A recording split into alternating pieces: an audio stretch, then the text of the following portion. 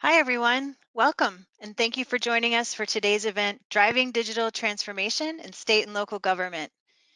As you can see, we have a full schedule for you today, but before we get started, a little housekeeping. First of all, today's event is being recorded, and we will send you an email with a link to where you can access that recording after the event concludes. Second, if everyone could please double check that you've got that mute button engaged. With that, we'll get started. I would like to introduce Terry Burmeister, Catapult Quisitive President, to kick us off today. Terry? Good morning and welcome, everyone. Thanks for joining us. Listen, I'm excited to be kicking off today's digital transformation in the state and local government event in partnership with our Texas Department of Information Resources and Microsoft. As Catapult, now a Quisitive company, we have been working with the public sector for over 2 decades. And when you look at the last 2 years, we've all encountered and seen more than we ever have before. The impact the pandemic has brought to the organizations across the US, as well as enabling the remote work and the increase in security that we've needed. Along with this, we've had to look at how can we modernize our resources in this time where we've got aging workforce as well as hard to recruit workforce. What we put together today is an event for you today, which with an amazing keynote speaker from the public sector, the chief operating officer, as well as a panel of industry leaders that will provide you with how they've handled the transformation in their organizations over the last couple of years. But today's session, please check your email and at the end of the session, and you'll have access to public sector learning channels that will encompass over 20 additional sessions that you'll find everything from zero trust security to the use of data forecast, infrastructure needs in government cloud and modernization. But first, before we get started, would love to welcome Mark Leavenworth, Education Outreach Coordinator for the Texas DIR, and one of the co-sponsors together with Microsoft and ourselves. Mark, welcome. Thank you, Terry. Good morning, everyone, and welcome. I'm Mark Leavenworth. I'm the IRM Education and Outreach Coordinator at the Texas Department of Information Resources, or DIR. I'd like to thank Catapult for hosting today's session as part of the Technology Today series, which is an ongoing series of events. And additional information on upcoming events can be found on the events section of the DIR website at dir.texas.gov. I'm really excited about today's event because digital transformation is such a buzzword right now. You really hear it a lot. And at DIR, we are defining digital transformation as the integration of technology into all areas of business, including people, processes, and tools. And to help agencies on their journey, DIR has created a strategic digital services division. It focuses specifically on assisting government organizations with digital transformation. Just a disclaimer, I'm not an expert on this subject. Jennifer Buis is the director of the Strategic Digital Services Division. She had planned to be here, but unfortunately was unable to make it. We understand that different agencies are on different levels of maturity and need help in a variety of ways. So DIR is providing resources that agencies can leverage regardless of where they are in their journey. These resources include a variety of different tools, examples of which are the Digital Maturity Model Assessment and a digital strategy template. DIR has also created a digital assistant product for constituents to access government services through a secure single point of entry. The Texas by Texas platform, also known as TXT, has integrations with DMV for vehicle registration renewals, DPS for Texas driver's license renewals, and TDLR, or the Texas Department of Licensing and Regulation, for massage therapist license renewals, with more options coming soon. It's growing rapidly with over 1.7 million accounts created and over 2.3 million transactions processed. I was lucky enough to participate in a TXT testing group and was one of the first people in Texas to renew my vehicle registration using the TXT mobile app for iOS on my iPhone. I told my wife about it, and she wasn't nearly as excited as I thought she would be. We were the first. We thank you for joining us today to learn more about how digital transformation is helping government agencies better serve their customers. And thank you again for Catapult for hosting today's session. I'm going to turn it back over to Terry. Thanks, Mark. And now it's with great honor, I'd like to introduce our key speaker, Hollis Williams, Microsoft COO of Public Sector Services. And just a little bit about Hollis. When you think of the role in which he has played over the years, senior leaders across Microsoft, including US subsidiaries, finance, civic engagement, legal affairs, HR, product leadership, and throughout his tenure, we've been looking at how he can help organizations and agencies across the US engage in their digital transformation. So no better than to have him join us today. Honor to have you with us today, Hollis, and I'm going to turn it over to you. Thank you, Terry. Greatly appreciated. It's my pleasure to join everyone today for this very important event on how we can better shape the future of digital transformation and innovation for the public sector and all of our partners. First, I'd like to thank Microsoft's award-winning partner, Catapult Systems, now a Quisitive company, for the invitation to be with you and the opportunity to share a few thoughts. As Terry mentioned, as Chief Operating Officer for State and Local Government at Microsoft, I champion opportunities at the intersection of governments, nonprofits, and private sector organizations.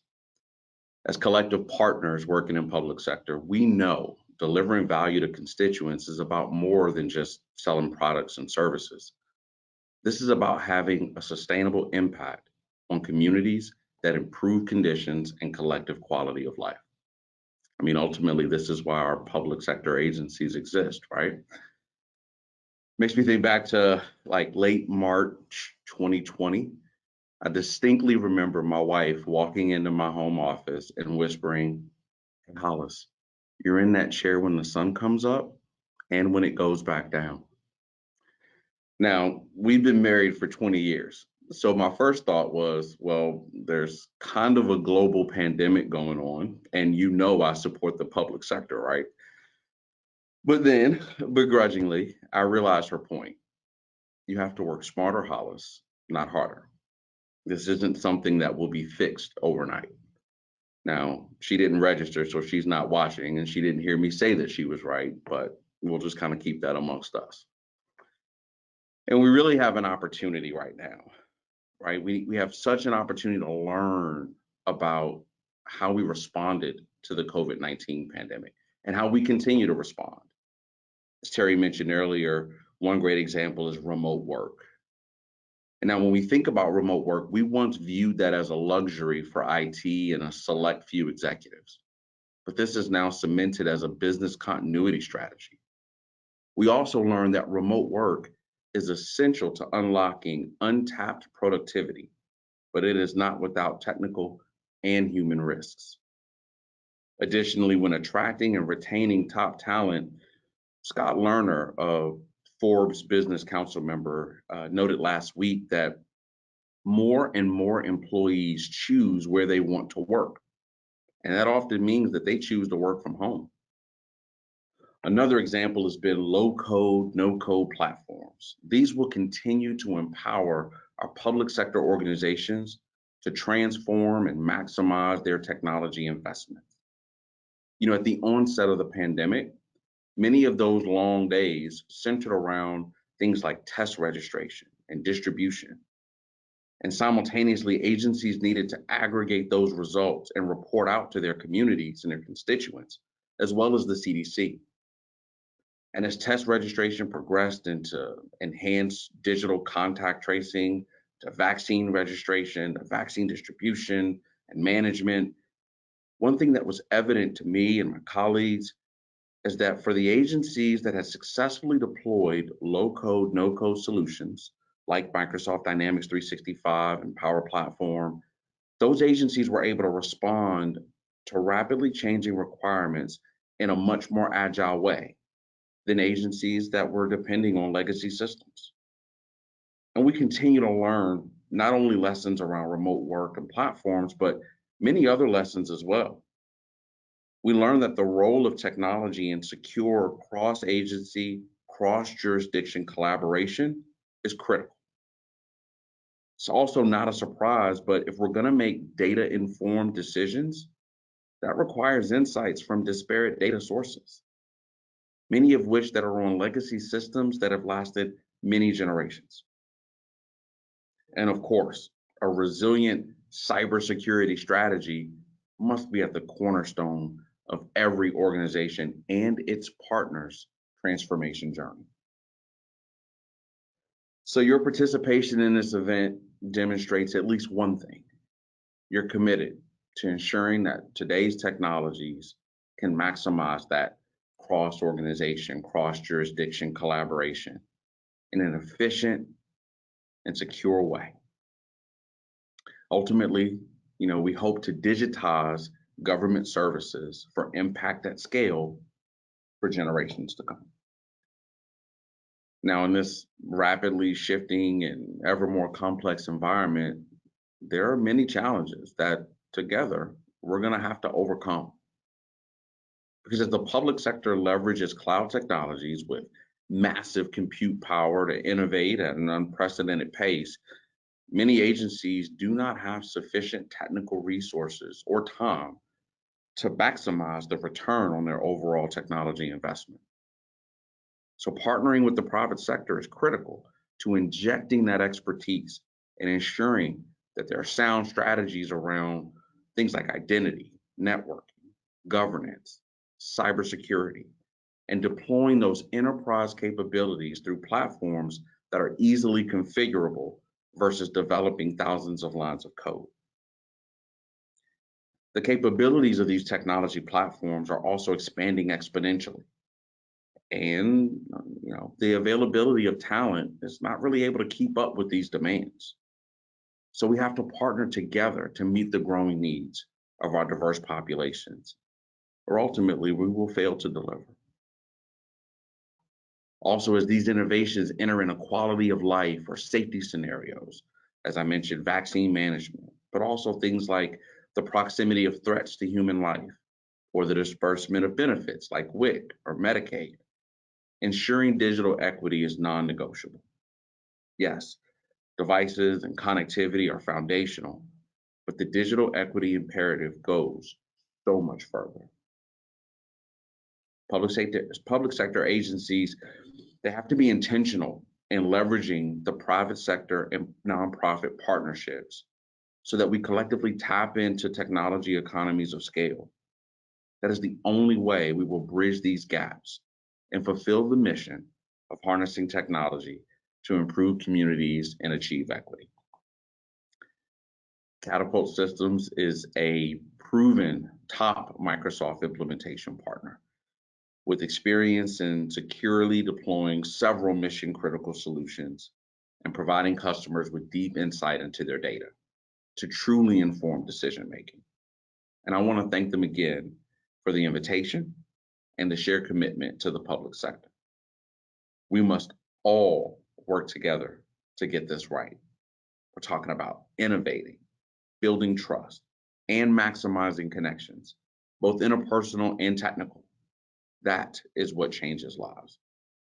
I believe how we work together is the foundation for meeting community needs and leveraging our unique roles, expertise, and lived experiences. As we participate throughout this event, let's explore how we drive even more value from the technology investments aimed at delivering outcomes. I am excited for us to think outside the box on how together we can better lead with empathy and ignite more opportunity and growth and success for all who work in public sector to the benefit of everyone in the places where we live, work, and play. Let's dive in together. Thank you. Thank you so much, Hollis, for that glimpse into the future of technology in the public sector. It's an honor to have you with us today, and we appreciate you being here.